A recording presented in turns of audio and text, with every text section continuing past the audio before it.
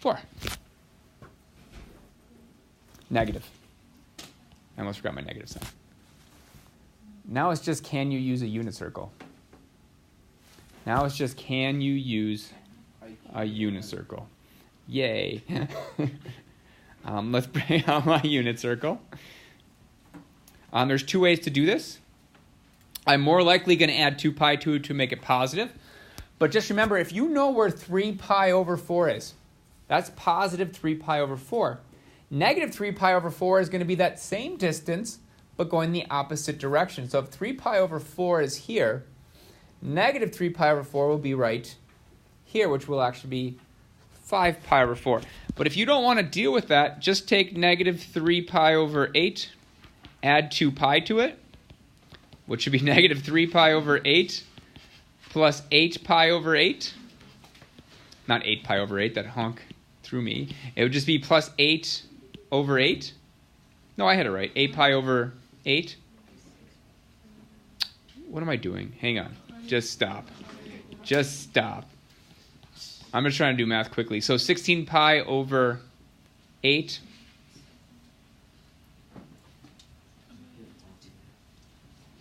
Oh, that's why everything's off. I wanted to do 3 pi over 4. Hang on. All right, everyone, regroup. Regroup, guys. Okay, we're doing negative 3 pi over 4 plus 2 pi. That's the angle actually I'm looking for. I don't know why I did the 8. Plus, that would be my 8 pi over 4, which equals 5 pi over 4.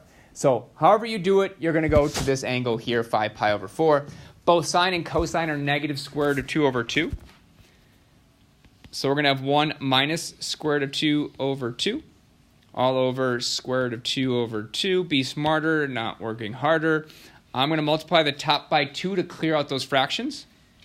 I'm not allowed to just multiply the numerator by 2. I have to multiply the denominator by 2, but that's what I wanted to happen as well. Which is going to equal 2 minus the square root of 2 all over the square root of 2. I have to multiply the denominator by square root of 2 to get rid of that square root. Multiply the top by square root of 2. You are going to have 2 square root of 2 minus 2 all over 2. Well, we can split that into 2 fractions. We can split that into 2 square root of 2 divided by 2. And we can have... What's the huge glaring mistake in this? There's no negative. There's no negatives. That should have been a negative square root of 2 over 2. This should be a negative. That would make this positive. Wait. I got it wrong. Is it C? What was that? Yeah, it's C. No, hang on. It's not C. It's Shh. Carrying out that negative. So we have, this should have been negative square root of 2 over 2. This should be negative square root of 2 over 2. That would make that a positive, 2 plus square root of 2 over a negative square root of 2. Multiply the top and bottom by square root of 2. We'll have 2 square root of 2 plus 2 all over a negative 2. When I distribute that negative to both things, we're going to have a 2 square root of 2 divided by negative 2, which is a negative square root of 2. 2 divided by negative 2 is a negative 1. Yeah! So it should have been B. What? Negative square root of 2 minus 1. Yes, Mary? Just curious, the same stuff you can do negative square root of 2 over negative square root of 2 in that one step. In this step here? No, like the one before that, when you did radical 2 over radical 2, are you allowed to do negative radical 2? Yes. Yep. Just want to make sure. Yep. Yeah. What if you like just factored out the 2 at the top? Shh. I don't know why some people are talking. Yeah. I did that and I got plus 1. You factor did what now? I factored the 2 out of the top. So it's like 2. C's. You still would have came up with the same answer because you would have came out with 2 times square root of 2 plus 2, 1. Yeah. All over a negative 2. Mm-hmm. That'd be a negative 1 outside, which needs to distribute to both of them. Oh. Yep. So you still come with the same answer. All right, what questions do we have from the homework? Jesus, let's go left to right. Mary.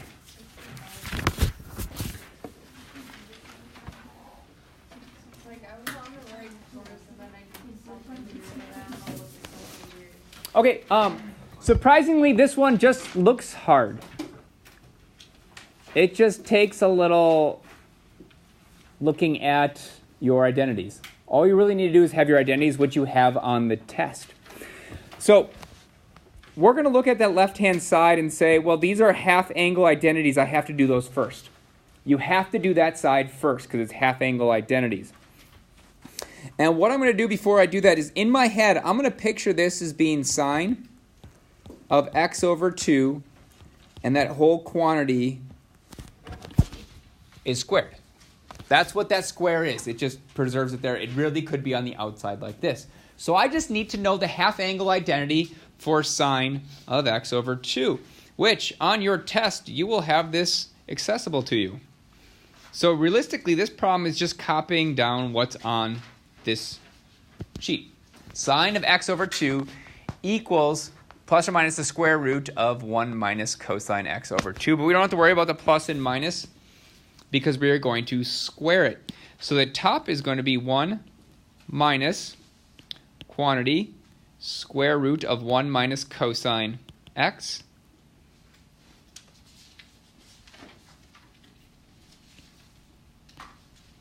And then we're going to square it. And that whole quantity is going to be over 1 plus. Well, that's the same thing. That's still sine of x over 2.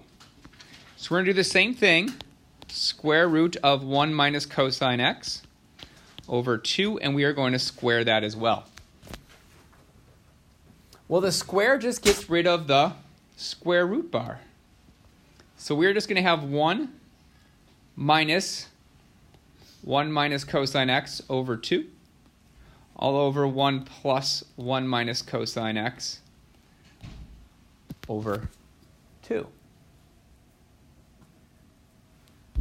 I'm going to go ahead and clear the fractions. Actually, I'm going to do something first. I'm going to fix something that everyone's going to make mistakes on. See this negative right here?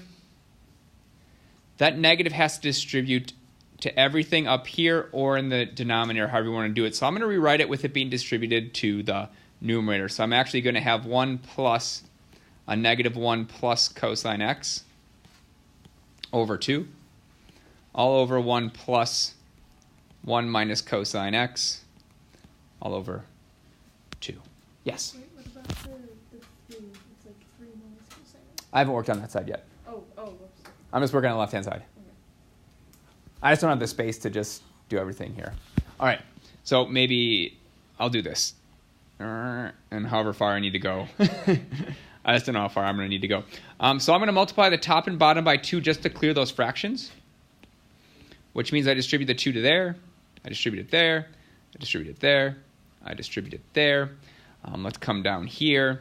2 times 1 is 2, plus that 2 is going to cancel out that 2 on the bottom, so I have plus a negative 1 plus cosine x all over 2 plus 1 minus cosine x. Well, 2 plus a negative 1, last time I checked, is just 1 plus cosine x. All over 2 plus 1 is 3 minus cosine x. That's the exact same thing that's on the other side, so we are done.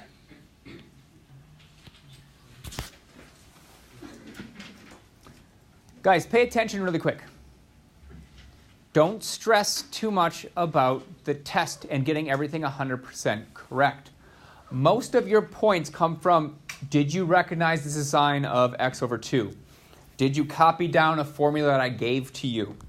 All this other stuff are just to get the other points. All right, as long as you have most of this correct, even if it doesn't come out correct, you'll probably get most of your points. This is your big step.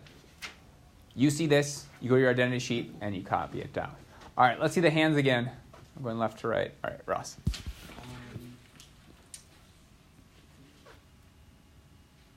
On 64, on the left,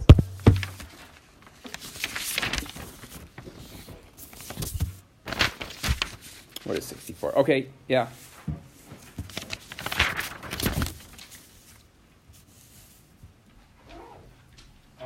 Oh, you want to know how to do the right side, or oh, okay. Yeah. You just had you started off with a question. All right, the first thing is I have secant squared of x over 2, which I need to have an identity for because I don't want to have a half angle identity built in there. So I'm going to look at 1 over cosine squared of x over 2. Well, cosine squared is just, well, cosine times cosine. But if we look at this, cosine of x over 2 is just square root of 1 plus cosine x over 2. So we can rewrite this as 1 over the square root of 1 plus cosine x over 2, but it needs to be squared because it's cosine squared, so we need to square that. Well, that's just going to equal, let's just come down here. That's going to equal 1 over 1 plus cosine x over 2. 1 over a fraction is just the reciprocal, so it'll be 2 over 1 plus cosine x. Well, I don't think I can go any further on that side. So that's when you said we need to work on that right side, right? So this side shouldn't be that hard. You should just know how to turn this into cosine. And then you should be able to remember you have all these formulas provided for you, just replacing that with square root of 1 plus cosine x over 2 squared. The right-hand side actually isn't that hard either. There's only so much stuff we know how to do. So just start with basics first. So what I'm looking at as my left-hand side is all cosine. That means I want to get rid of secant, which means I'm going to rewrite my secants as cosine.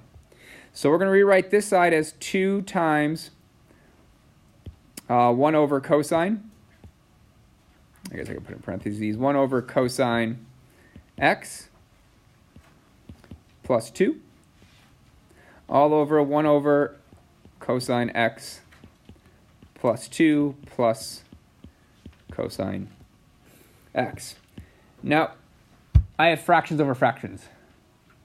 Anytime we have that, whether it's numbers or not, like here, I wanted to get rid of those square root of 2 over 2, so I multiply the top by 2 and I multiply the bottom by 2. We're going to do the same thing here. I need to get rid of those fractions, so I'm going to multiply what's in the denominator. So I'm going to multiply the entire numerator by cosine x, which means I have to multiply the entire denominator by cosine x.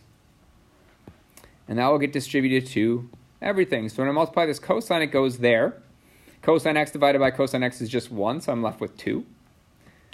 Then we have cosine x times 2, which is going to be plus 2 cosine x.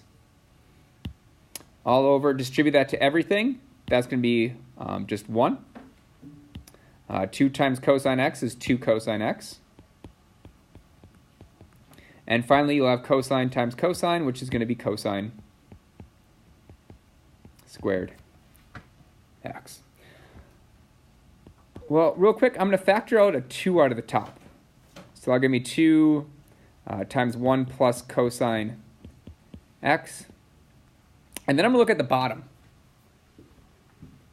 Well, this looks eerily similar to like x squared plus 2x plus 1. So we're going to need to factor that into a binomial times a binomial. Well, this one's a pretty easy one. This is probably one that you just kind of guess and check. My first term is 1, so I'm going to have 1 times 1. My last term needs to be cosine squared, so I must have cosine x and cosine x. To make that positive one, they both must be positive. Those will cancel out. I'm left with 2 over 1 plus cosine x. That's what I have. Okay. All right, so most of it is just algebra, honestly. Like the only big step you had to know, is how to rewrite. Emma. I have a question. Yeah, on a different. Okay. Okay. For number 56, Mm-hmm. like, I know you gotta do the left side, Mm-hmm. but it's not like you can cancel out the 4s, so can you, like, go through that? I can't cancel out the 4s. Oh, I mean the sine of 4t? Yeah, like, you can't cancel the 4s, so you have to, like, Correct. multiply something. You don't have to multiply by anything. You just need to... By itself. I don't know. Let's just go through it. Yeah. All right, so we have sine of 4t. We don't have quadruple angle. We only have a double and a half angle. So we can't do sine of 4t. But we can rewrite sine of 4t. I can rewrite it in terms of stuff that I know. That would be 2t plus 2t. Well, now I'll use my angle addition, which says sine of an angle plus an angle is sine alpha cosine alpha plus cosine alpha sine alpha, which is going to look like this. We're going to have sine of our alpha, which is 2t, times cosine of our beta, which is also 2t, plus cosine of our alpha, which is 2t, times sine of our beta, which is also 2t, all over 4. Well, if you look at that, we have sine of 2t, cosine 2t, which is added to cosine 2t, sine 2, but those are both the same thing. I can just reorder it, right? And so I actually have 2 of them. So I have 2 of the sine 2t, cosine 2t, all over 4. Well, that 2 and that 4 will cancel out, and I just have everything over 2. All right, sine of 2t, there's only one way to rewrite it. There is just one double angle that deals with sine. And where are mine? So you go to your double angles, and you just find the sine one. There's only one of them, and that is 2 sine x cosine x. So we're going to replace this sine 2t with 2 sine of just the t cosine t. Now we're multiplying that by a quantity, and that is going to be what I can rewrite cosine 2t as, which we have 3 possibilities. We can write it as cosine squared minus sine squared, we can write it as 2 cosine squared minus 1, and we can write it as 1 minus. That's when we look at the right-hand side. Do you see how the right-hand side has like cosine cubed and sine cubed? Yeah. That means I need a whole bunch of sines and I need a whole bunch of cosines. So I'm more than likely I'm going to need the cosine squared minus sine squared so I can have plenty of sines and cosines. All right, but this can just be guess and check at this point. So we are going to fill in that cosine 2t with cosine squared t minus sine squared t all over 2. Well, our 2 is going to cancel out. And now you just need to distribute this, Emma, and you'll have your answer. All right, next question.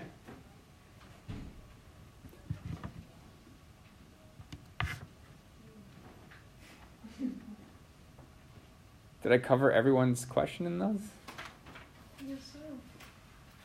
Other questions? Ask.